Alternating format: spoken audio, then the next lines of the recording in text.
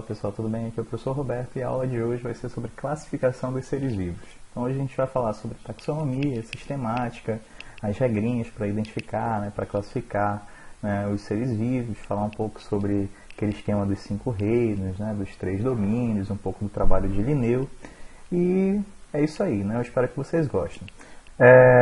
Vamos colocar aí quais são os momentos aí dessa aula de hoje. A gente vai começar falando sobre alguns conceitos importantes, alguns termos importantes relacionados ao tema. Depois a gente vai falar um pouco sobre o sistema desenvolvido por Linneu, na aula do século XVIII. Depois eu vou passar para vocês algumas dicas aí de como interpretar aquelas árvores evolutivas, chamadas árvores filogenéticas, cladogramas, a diferença entre uma árvore filogenética e um cladograma, saber diferenciar um grupo ancestral do grupo mais recente, entre outros aspectos relacionados aí, com a análise aí da evolução de um grupo, tá bom? E por último a gente vai comentar aí sobre aquele esquema dos 5 reinos, 3 domínios, como é que esses sistemas de classificação dos seres vivos foram evoluindo aí com o passar do tempo, tá bom? Muito bem, para começar, o que é taxonomia? Taxonomia é a parte da biologia que classifica e que identifica os seres vivos. Então, esse ramo da biologia, claro que ele não é um ramo novo, Desde que o homem começou a refletir, começou a pensar a respeito do mundo ao seu redor, dos bichos, das plantas, dos vermes e tal. Desde que ele começou nessa reflexão, ele já tenta arrumar formas de classificar, de agrupar os seres vivos. Só que esses agrupamentos, eles começaram muito superficiais. Esses sistemas de classificação sempre foram muito superficiais. Só a partir do século XVIII, com o trabalho do Linneu, do Carl von Linné, é que a taxonomia ganha uma forma, ganha um modo de pensar e de operar, tá bom? Só com o trabalho desenvolvido por Linneu, que eu vou falar um pouquinho mais daqui a pouco. Mas, basicamente, esse sistema desenvolvido por Linneu, ele consistia numa identificação composta por 2 palavras, então todos os seres vivos deveriam ter um nome científico composto por 2 palavras, e esses seres vivos deveriam ser agrupados em categorias, certo? As chamadas categorias taxonômicas ou táxons. E a categoria taxonômica mais básica, dentro do esquema de Linneu, era a espécie. A partir de espécie aí viriam outros agrupamentos taxonômicos. Então, um conjunto de espécies deveriam ser agrupadas numa categoria mais abrangente, que seria o gênero. E aí vários gêneros ali semelhantes deveriam ser agrupados numa categoria mais abrangente, que seria a família. E assim sucessivamente. Muito bem, então para Linneu, a espécie era o grupo taxonômico, era o táxon mais básico. Deveria partir toda identificação, toda classificação taxonômica deveria partir da espécie. A partir da espécie viriam outras categorias taxonômicas mais abrangentes, como eu já falei. E na época, Linneu ele já criou ali 5 categorias taxonômicas, que seria espécie, gênero, ordem, classe e reino. As demais categorias que hoje a gente conhece, elas surgiram com o tempo. Mas Linneu, ali, na obra dele, ele já estipulou aí essas 5 categorias taxonômicas, logo de cara. Muito bem, como ele já partiu da espécie, ele teve que adotar uma definição de espécie conhecida como definição morfológica. O que seria a definição morfológica de espécie? 2 indivíduos pertencem à mesma espécie se eles tiverem uma série de semelhanças estruturais, características próprias deles que não existem em mais nenhum outro grupo de seres vivos. Então, a definição morfológica de espécie, ela está amarrada ali às semelhanças estruturais, né, anatômicas, morfológicas, fisiológicas, embriológicas, enfim. É claro que essa definição morfológica ela tem uma utilidade prática enorme, né? Quando o cara está no campo e quer identificar, né, uma espécie de planta ou de inseto, enfim, ele usa, né, essas semelhanças, né, daquela que aquele ser vivo vai ter com outros, né, seres vivos já conhecidos, de espécies já conhecidas.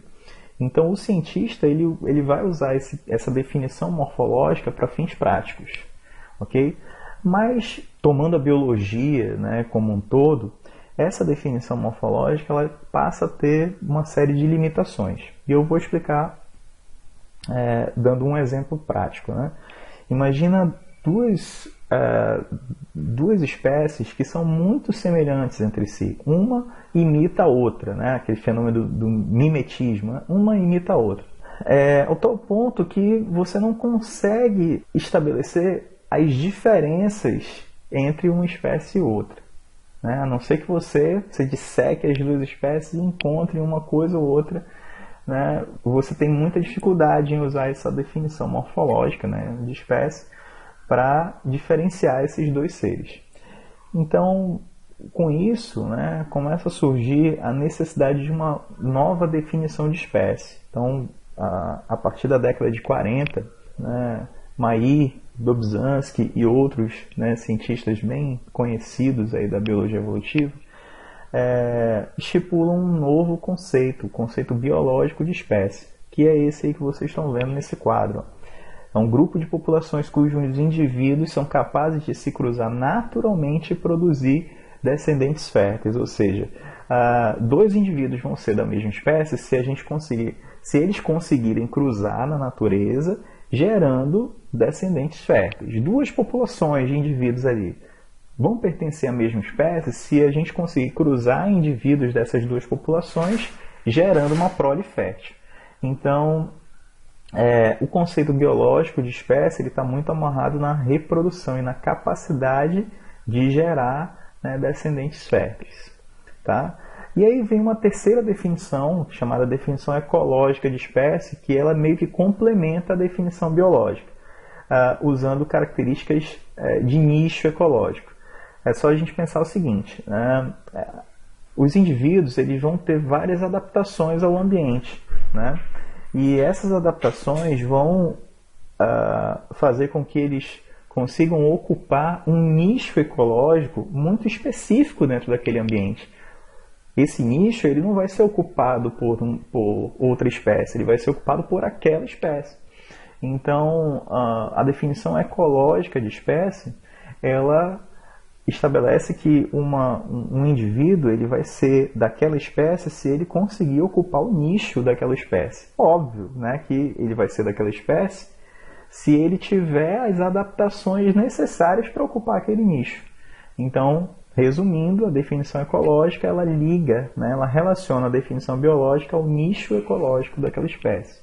Muito bem, então, quais são as categorias taxonômicas que hoje a gente usa, né, na taxonomia, né? Como eu falei, a categoria taxonômica mais básica é a espécie. Ok, mas a gente pode agrupar várias espécies numa categoria mais abrangente, chamada gênero, né? Então, o gênero ele reúne várias espécies. Da mesma forma que um gênero ele pode ser reunido, pode ser agrupado, né, com outros gêneros, né, próximos ali e ser agrupado dentro de uma categoria mais abrangente que é a família. A família, né, junto com outras famílias eu posso reunir numa ordem, né? A ordem junto com outras ordens eu reúno na classe e assim sucessivamente. Então a partir da espécie, né, conjunto de espécies, gênero, conjunto de gêneros, família, conjunto de famílias, ordem, conjunto de ordens, classe, conjunto de classes, filo ou divisão. Esse termo divisão ele é mais usado para botânica, né? Conjunto de filos, reino. E algumas décadas atrás surgiu o conceito de domínio, né, que seria um conjunto de reinos, tá? Que eu vou falar um pouquinho mais depois, né, sobre essa diferença entre domínio e reino. Tá? Aí na figura da direita você observa, né, a raposa vermelha. A raposa vermelha, o nome científico da raposa vermelha é Vulpes vulpes, né? E esse é o nome científico, e como eu falei, o nome científico ele é composto por duas palavras, né? A primeira ela indica o gênero, então eu já sei que o gênero da raposa vermelha é Vulpes, o nome desse gênero é Vulpes. A raposa vermelha, né, ela pertence à família Canidae, né, que também reúne outros, né, outros gêneros aí. Tem a Felidae também, né, dos felinos e tal. A família Canidae, ela pertence à ordem carnívora. A ordem carnívora pertence à classe mamália. E a classe mamália ao filo Chordata. O filo Chordata ao reino Animalia e o reino Animalia ao domínio Eukarya. E assim, né, a gente encerra, né, a classificação taxonômica da raposa vermelha, né, dando toda a organização aí dela, né, toda a classificação dela desde o domínio, né, até a espécie. Para a gente entender um pouquinho melhor, né, sobre essa relação entre as categorias taxonômicas, eu coloquei um esquema para a gente praticar, né? Então considera o seguinte, né, considera essa situação em que a gente tem algumas espécies, a espécie 1, 2, 3, 4, 5, 6, 7, 8 desse lado, espécie 1, 2, 3, 4, 5, 6, 7, 8 desse lado. Então a gente tem 16 espécies aqui, certo? Então essas espécies desse lado esquerdo, espécie 1, né, e espécie 2 desse lado esquerdo, pertencem ao gênero 1. Espécie 3 e espécie 4 pertencem ao gênero 2. Espécie 5 e 6 pertencem ao gênero 3. Espécie 7 pertence ao gênero 4 e espécie 8 pertence ao gênero 5. Tá? Então a gente vai agrupar aqui, né, as espécies dentro dos seus respectivos gêneros. Então a gente tem aqui, ó, gênero 1, gênero 2, gênero 4, gênero 3 e o gênero 5. Tá? Então você tem aí 5 gêneros. A mesma coisa a gente vai fazer aqui desse lado. Gênero 1, gênero 2, gênero 3, gênero 4 e gênero 5. Ok? Perfeito. Então a gente tem aqui, né, 5 gêneros aqui e 5 gêneros aqui. Acima de gênero, a gente tem o grupo taxonômico chamado família. Tá? Então a família, né, essa família 1, por exemplo, vamos colocar aqui, vamos supor que ela seja composta, né, por esses dois gêneros. Ó. Gênero 1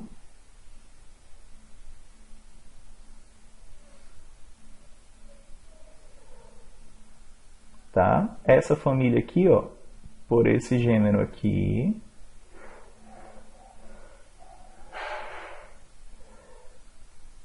E a família 3 por esse gênero aqui. Esses dois gêneros aqui. Certo? Agora, essa família aqui eu vou fazer diferente com ela. Eu vou dizer que a família 2 ela tem esses dois gêneros aqui.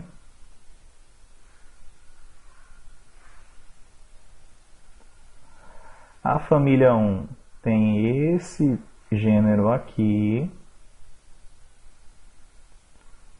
E a família 3,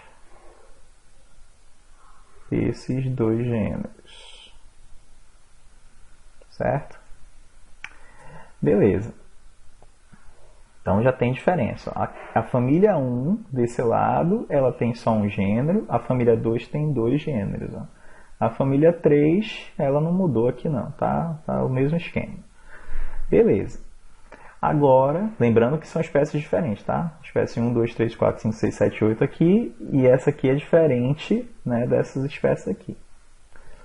Beleza. Agora, a categoria que vem acima de ordem, ou acima de família, é a ordem, né? Então, vamos supor aqui que a ordem 1, ela agrupe essas duas famílias aqui, ó.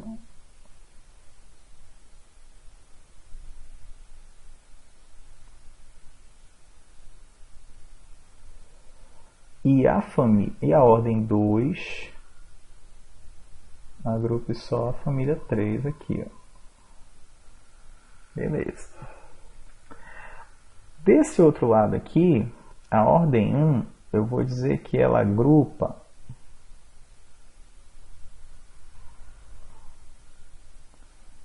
essa família aqui, enquanto que a ordem 2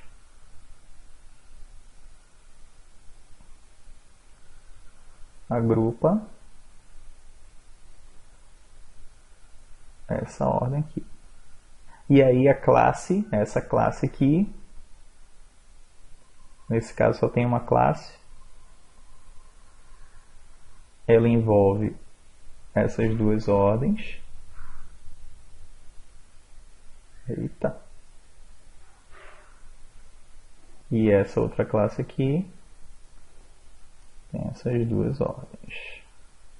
Repare o seguinte, que do lado esquerdo eu tinha 8 espécies, do lado direito eu tinha 8 espécies também. Só que essas 8 espécies elas foram agrupadas de uma maneira completamente diferente dessas 8 espécies do lado direito.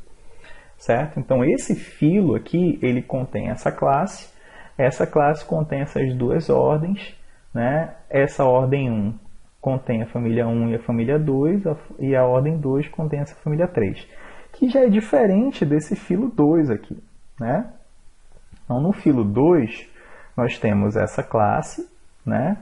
Dentro dessa classe você tem duas ordens, certo? Dentro da ordem 1 você tem só uma família, dentro da ordem 2 você tem a família 1 e a família 3, né? Que é diferente aqui, né? A ordem 1 tinha essa família e a ordem 2 tinha só essa família, ok? Então percebe que as categorias taxonômicas elas trabalham, né, num nível crescente de abrangência, tá bom? Vamos voltar aí para a nossa aulinha. Uma vez que a gente identifica, né, e que a gente classifica uma espécie, né, um ser vivo dentro daqueles níveis taxonômicos, fica muito mais fácil da gente estabelecer as relações de parentesco, né, desse ser vivo com outros seres já classificados, já identificados. Mas a parte da biologia que fala sobre as relações de parentesco, né, evolutivo, é a sistemática. Tá? Então a sistemática é quem vai tentar entender, né, essas relações evolutivas, que a gente chama de filogenias. Né? A filogenia de um grupo nada mais é do que as relações de ancestralidade, né, e evolução, né, existentes num determinado grupo. E essa diversidade biológica toda, né, que é decorrente do processo evolutivo, ela surge a partir de dois grandes fenômenos evolutivos, certo? Então você tem que entender que todas essas espécies que a gente analisa, que a gente estuda, que a gente classifica, elas surgem por processos de especiação, né? Que são processos de surgimento de novas espécies, né? Fenômenos em que novas espécies estão surgindo. E a especiação, né, ela surge a partir de dois grandes fenômenos. A gente vai analisar com calma esses dois fenômenos evolutivos lá quando a gente estiver estudando evolução. Mas, por enquanto, entenda o seguinte, que existem dois fenômenos evolutivos super importantes para gerar a diversidade biológica. São eles a anagênese e a cladogênese. O que é a anagênese? É o conjunto de modificações, de transformações que uma linhagem, né, vai passando, vai sofrendo ao longo de milhões e milhões de anos. Então, mutação, recombinações genéticas decorrentes da reprodução sexuada, migração. Então, vários fenômenos podem contribuir para essas transformações. Beleza? E é claro que o conjunto dessas transformações, numa hora, vai gerar, né, uma gama de indivíduos diferentes. Né? É só a gente olhar para a nossa espécie, né, e para as diferenças que existem entre as populações da espécie humana. Tá bom? Muito bem, então a anagênese é esse conjunto de transformações aí. Já a cladogênese vai ocorrer quando essas transformações são tão gritantes, né, são tão evidentes que acaba ocorrendo um isolamento reprodutivo entre duas populações daquela linhagem que estava evoluindo. Vamos mostrar aí nessa figura, do lado direito, olha só esses passarinhos aqui. Ó.